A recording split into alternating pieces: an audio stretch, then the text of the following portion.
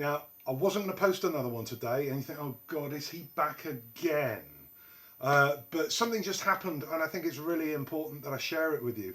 I've just come back from my state-sanctioned daily exercise, which consists most days of an invigorating and brisk 2-mile walk there and back to the local convenience store, where I buy a pack of cigarettes. Such is the yin and yang of life.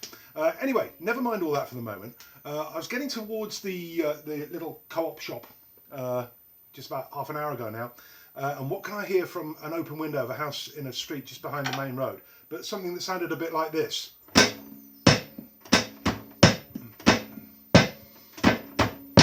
Yeah, drums being played wide open through an open window, not terribly well. So I followed my ears and went around to the house and knocked on the door.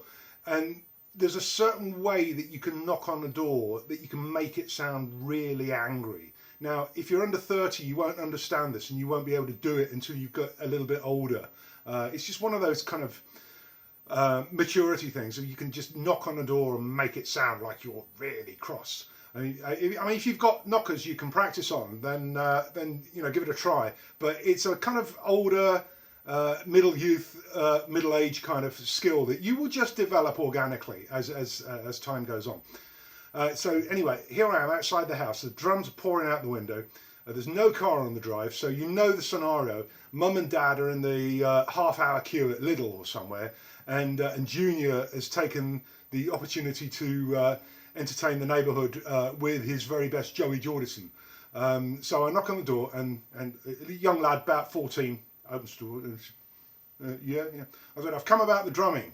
He said, sorry about that. I said, no, don't be sorry, but look, those eighth notes on the third beat of the bar in the bass drum, you're really rushing them, and your backbeat on 2 and 4 is really inconsistent, both in terms of the volume, the note placement, and the quality of tone. And the look on this young lad's face was just priceless. And I just wished him a good afternoon and went home. And anyway, it does bring up something that I think is quite important that we bear in mind, and that it is a bank holiday weekend.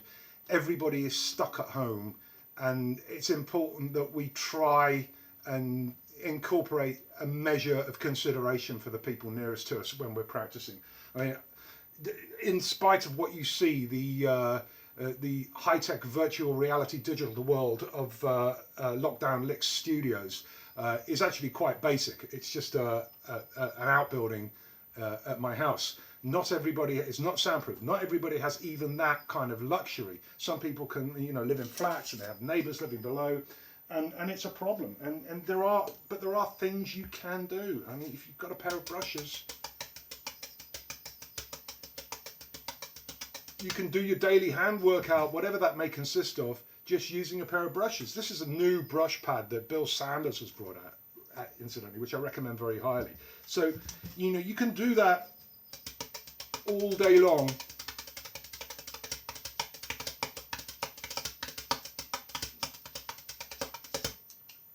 And you're really not going to upset anybody.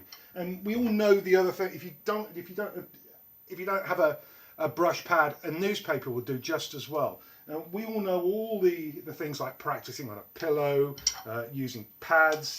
Personally, talking of Bill, I like his the snare drum size pad. I've also got these sound off pads.